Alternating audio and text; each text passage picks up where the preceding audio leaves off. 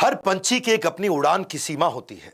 मेरी भी उड़ान की सीमा है। कैसे किया जाए असीमित गुणगान, जिसका किया जाना चाहिए असीमित गुणगान। किसका जन्मदिन है आज? श्री अटल बिहारी वाजपेयी जी का। नमस्कार, मैं Vivek Bindra, founder and CEO बड़ा बिजनेस.com। अटल बिहारी वाजपेयी जी आज के दिन 25 दिसंबर 1924 में आपका जन्म हुआ, ग्वालियर के अंदर। पिता कृष्ण बिहारी वाजपेयी। आपने बीए की पढ़ाई करी ग्वालियर विक्टोरिया कॉलेज से। बाद में एमए पॉलिटिकल साइंस के लिए आप डीएवी कॉलेज कानपुर गए। एलएलबी की पढ़ाई की शुरुआत करी। पत्रकारिता के चलते आपने बीच में उसको छोड़ दी। पहले तो आप साम्यवाद पसंद करते थे, हम सब बराबर है, हम सब बराबर है। लेकिन बाद में बाबा साहब आमटे से प्रभावित होकर के 1939 में आप आरएसएस से जुड़े, गांधी जी के साथ में भारत छोड़ो आंदोलन में जुड़े। उस समय 1942-43 के आसपास आप 23 दिन जेल में भी रहे, और जब जेल में रहना पड़ा तो वही घटना आपको राजनीति में खींच लाई। एक अलग ही प्रकार की फिलॉसफी है, पॉलिटिशियन बियॉन्ड पॉलिटिक्स। इनकी फिलॉसफी समझिए, मैं आपकी गलतियों का विरोध करना नहीं छोड़ूंगा। आप गलती करोगे मैं विरोध करूंगा, आप गलती करोगे मैं विरोध करूंगा, लेकिन मैं आपको अपनी गलतियों के विरोध करने के अधिकार को भी छोड़ने नहीं दूंगा। हाँ, देखिए, ये ऐसे व्यक्ति थे जिनके कॉम्पिटिटर्स थे पर एनिमीज नहीं थे। पंडित नेहरू के विचारधारा को लगातार उसका खंडन करते, लेकिन बड़ी बैलेंस्ड अप्रोच रखते हैं। ये पंडित नेहरू को बोलते थे कि आप एक ऐसे व्यक्ति हैं जिसमें चर्चिल भी है और चेम्बरलिन भी है। चर्चिल कौन थे? ये भी प्रधानमंत्री थे ब्रिटेन के, यूके के। कहते थे कि आपका बड़ा पीसफुल नेचर है चर्चिल की तरह। वो कैसे कि जब कश्मीर की बात आती है तो अब चर्चिल बन जाते हैं, और जब हैदराबाद के निजाम जो उस समय अपना अलग देश बनाना चाहते थे तो वहां पे आप चेम्बरलिन भी हो गए, जो बड़े गर्म स्वभाव के थे। चेम्बरलिन क्या थे? तो बोले मैं इतना गर्म हो गए कि जा करके आर्मी भेज के हैदराबाद को वापस भारत में मिला लिया, भारत से। तो नेहरू जी का वो हमेशा बड़ा बैलेंस्ड अप्रोच के साथ उनकी तारीफ भी करते थे, उनकी नीतियों की। उनको सन ऑफ इंडिया भी बोला, उनके विकास कार्यों की तारीफ भी करी। एक बार जब जिस समय साउथ ब्लॉक में पंडित नेहरू जी की फोटो लगा करती थी, ये विदेश मंत्री बने, तो किसी ने इनको इंप्रेस करने के लिए साउथ ब्लॉक से पंडित नेहरू जी की बड़ी फोटो को हटा दिया, और उन्होंने पूछा अपनी टीम से, वहां ब्यूरोक्रेट से, कहां गई भाई पंडित नेहरू जी की फोटो? और सब चुप थे, और अगले दिन वहां पे नेहरू जी की फोटो वापस लग गई। उस प्रकार के आदमी नहीं जैसे बाकी सब हुआ करते थे। जब ये विपक्ष में भी थे ना, तो भी पक्ष के साथ में देखते थे कि ये भारत के लिए बात हो रही है। जानते हैं 1971 के समय में इंदिरा गांधी आई थी और क्या बोली? गरीबी हटाओ, गरीबी हटाओ, गरीबी हटाओ। लेकिन वो ईस्ट पाकिस्तान वेस्ट पाकिस्तान के झगड़े में फंस गई, और उस समय बांग्लादेश, जो आज बांग्लादेश है, इन्फिल्ट्रेशन करके वहां से लाखों लोग अंदर आ रहे थे, क्योंकि वहां आपस के झगड़े इतने ज्यादा थे। और उस समय जब इंदिरा गांधी वहां प्रयास करने लगी तो भारत पे चार तरफ से अटैक हुआ। नौसेना के द्वारा आईएनएस विक्रांत, वो पिक्चर भी आपने देखी होगी, पीएनएस गाजी के ऊपर पिक्चर थी। आईएनएस विक्रांत और पीएनएस गाजी का चेन्नई के पोर्ट को वो कब्जा करना चाहते थे। वहां उनको पीएनएस गाजी को महासागर में डुबो दिया हमारी टीम ने। वो जैसलमेर में लोंगे वाला, वो सन्नी देओल की पिक्चर आई थी उसके ऊपर, वहां से भी अटैक हुआ। भारतीय 120 जवान थे केवल, पाकिस्तान के 3000 जवान पूरे टैंक लेकर के खड़े थे। वहां भी उखाड़ा। तीसरी लड़ाई उनकी जब कश्मीर में थी, और चौथी ढाका शहर के अंदर, जहां जनरल मियाजी को उन्होंने उखाड़ा। 93,000 सैनिकों को, पूरा सबको वहीं सरेंडर करा दिया। इंदिरा गांधी क्यों कर पाई ऐसा?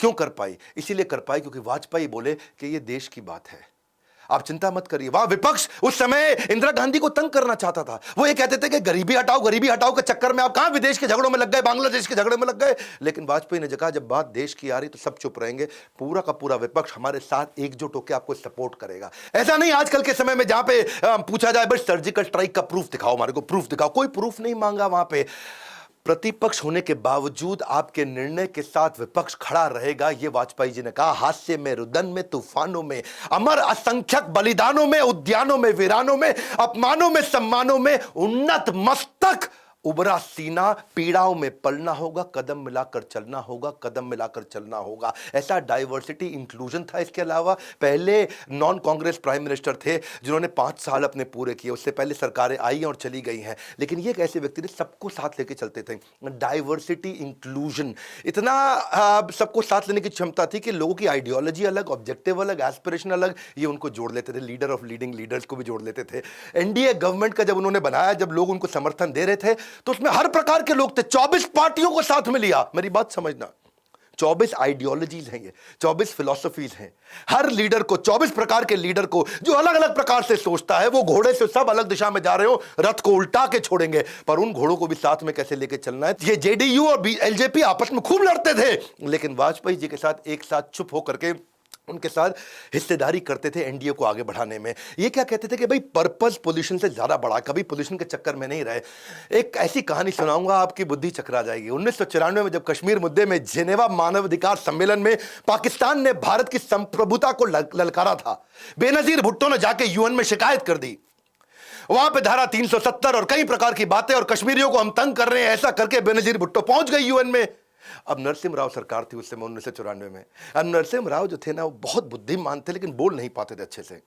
अब उनको लगा यार जाके वहां कौन समझाए, वो जेनेवा कन्वेंशन में कौन जाके बोले और कौन उनके छक्के छुड़ाए। नरसिम्हा राव अपनी सरकार में पूरा ढूंढते रहे किसको भेजें किसको भेजें। अब समझिए, शत्रु ऐसा कि अपने मित्र से ज्यादा विश्वास शत्रु पर कर सके, ऐसे थे अटल बिहारी वाजपेयी। विपक्ष के नेता अटल बिहारी वाजपेयी की को डेलीगेशन का नेतृत्व करने का आग्रह किया गया, बोला आप चले जाओ भैया हमारी तरफ से। अटल जी अपने भाषणों से किसी का भी मन मोह लेते थे, वहां गए और बेनजीर भुट्टो की बुद्धि चकरा गई। ये कहां से आ गया, क्या बोली, ये कहां से आ गया भैया। और अटल बिहारी वाजपेयी ने वहां जाकर के भारत का नाम उठाया। और पाकिस्तानी प्राइम मिनिस्टर बेनजीर भुट्टो क्या कहती हैं कि भारत का लोकतंत्र विचित्र लोकतंत्र है, जहां प्रतिपक्ष का नेता सरकार का पक्ष रखने के लिए आया है। एक हमारा प्रतिपक्ष है। बेनजीर भुट्टो क्या बोली सुनिए, कहती है कि एक हमारा प्रतिपक्ष, प्रतिपक्ष मतलब विपक्ष, जो देश में रहकर ही ऐसा काम करता है कि अंतर्राष्ट्रीय समस्याएं उत्पन्न होने लग जाती हैं। इतना विश्वास किया जाता है कि प्राइम मिनिस्टर का काम करने के लिए ऑपोजिशन के लीडर जा रहे हैं। दुश्मन बनो तो ऐसा बनो कि आपका दुश्मन भी आप पे अपने दोस्त से ज्यादा भरोसा करे। पीवी नरसिम्हा राव जी से उनकी जो दोस्ती थी ना, वो सदन के अंदर तो खूब उनका विरोध करते थे उनकी नीतियों का, बाहर निकलने के बाद उनके साथ फिर उनकी दोस्ती होती थी। इतना सम्मान कर पाते थे लीडरशिप में, वो पॉलिटिक्स को कभी गंदा नहीं होने दिया। क्या कहते थे कि सत्ता का खेल तो चलेगा, सरकारें आएंगी जाएंगी, पार्टी बनेगी बिगड़ेगी, लेकिन ये देश रहना चाहिए, इस देश का लोकतंत्र अमर रहना चाहिए। खेल तो चलेगा, सरकारें आएंगी जाएंगी, पार्टियां बनेगी बिगड़ेंगी, मगर ये देश रहना चाहिए, इस देश का लोकतंत्र अमर रहना चाहिए। आप जानते हैं कि जब उन्होंने अपनी 51 कविताएं उन्होंने किताब लिखी, तो उसका विमोचन भी उस समय के प्रधानमंत्री नरसिम्हा राव से कराया। ऐसा रिलेशनशिप बिल्ड कर पाते थे। 74 साल के इतिहास में पहली बार ऐसा हुआ कि पक्ष विपक्ष के लीडर आपस में अच्छे दोस्त थे। ऐसे थे कौन, प्रधानमंत्री हमारे श्री अटल बिहारी वाजपेयी जी। एक दफा की बात है, जिस समय doctor Manmohan Singh finance minister थे, और अटल बिहारी वाजपेयी जी ने उनकी सदन के अंदर जो वो निंदा करी, उनकी वो हालत करी, उन पे वो प्रश्न किए कि मनमोहन सिंह जी दुखी हो गए बहुत। उनको बात लग गई दिल पे। उन्होंने कहा जी मैं रिजाइन कर रहा हूं।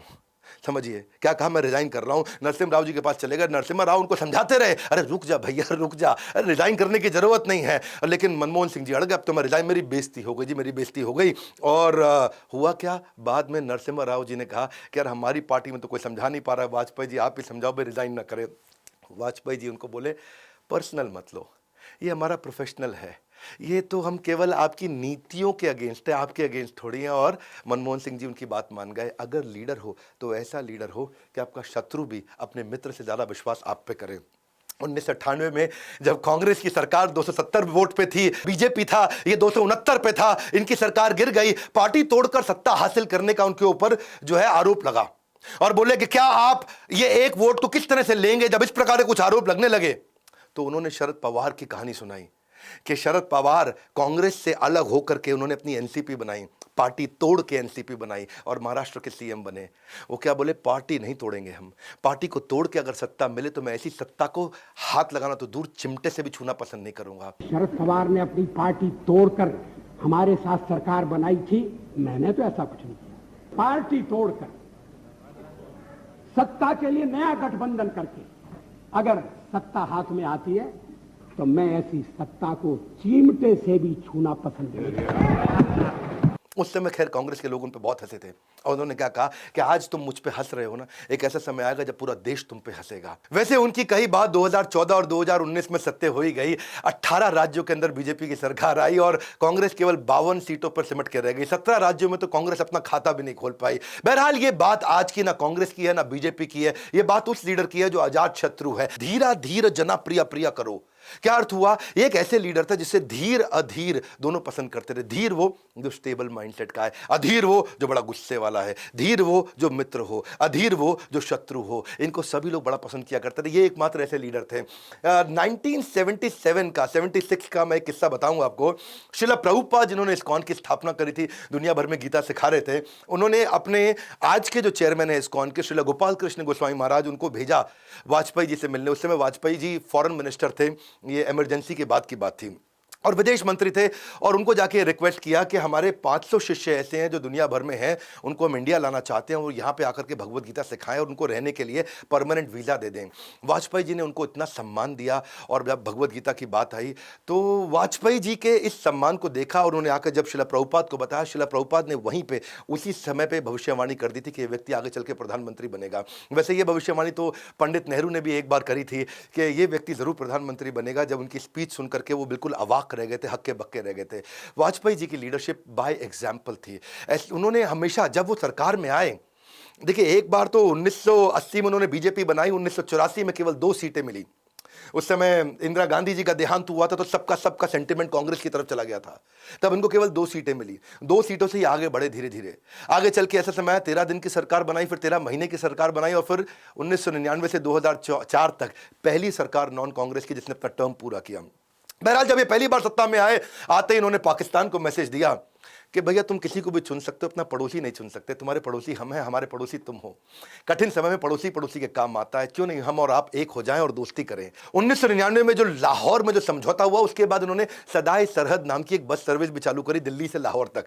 और क्या कहा कि जब तक दिल से दिल की दूरी रहेगी तभी तक रिश्तों में मजबूरी रहेगी। तो रिश्ते खराब नहीं करते, दिल को दिल के नजदीक लेके आते हैं। नवाज शरीफ से जाके मिले, अपने साथ क्रिकेटर कपिल देव को लेके गए, लोगों को क्रिकेट पसंद था। जावेद अख्तर लोगों को बड़े पसंद थे, वहां पे उर्दू के अंदर बड़ी प्यारी बातें वो करते थे। मल्लिका साराभाई को लेके गए, देवानंद एक्टर, उनकी मूवीज बड़ी चलती थी। लालू प्रसाद यादव की तो मीठी मीठी सी जैसी कॉमेडी भरी बातें हुआ करती थी। और इसके अलावा प्रकाश सिंह बादल जो किसानों के नेता हुआ करते थे। लेकिन पाकिस्तान तो पाकिस्तान है, जो एक बार गलती करे नादान, जो 2 बार गलती करे अनजान, लेकिन जो बार बार गलती करे वो शैतान, जो जिंदगी भर गलती करे वो पाकिस्तान। पाकिस्तान ने जाके पीठ पे खंजर भोंक दिया और कारगिल की सारी पहाड़ियों पे कब्जा कर लिया। इधर से ये बस चलाते रहे और वहां से वो कारगिल को कब्जा करते रहे, दूसरे प्रधानमंत्रियों की तरह।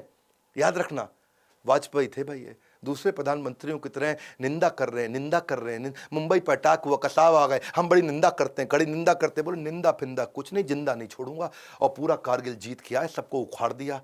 और इतना ही नहीं, मुंबई अटैक को तो छोड़ो, वहां तो केवल निंदा करते रहे, यहां पे इन्होंने, अमेरिका भी चिल्लाता रह गया, कोई बंदा नहीं लेकर के आएगा किसी प्रकार का परमाणु परीक्षण। और ये क्या किया इन्होंने, जाके अंडरग्राउंड चुपचाप, ऊपर से सर्वेलेंस चल रहा है, ऊपर से इनके सैटेलाइट घूम रहे हैं, सैटेलाइट में आधे घंटे का टाइम मिल रहा है, 1 घंटे का टाइम मिल रहा है, अंडरग्राउंड जाके पोखरन में पूरी तैयारी करी। भारत का सीना गर्व से ऊंचा किया, मालूम था सबको कि पाकिस्तान तैयारी कर रहा है। तो वाजपेयी जी बोले अब नहीं रुकेंगे, कुछ भी बोलता रहे यूएस खड़े होकर के तुम्हारे पे हम ऐसा कर देंगे।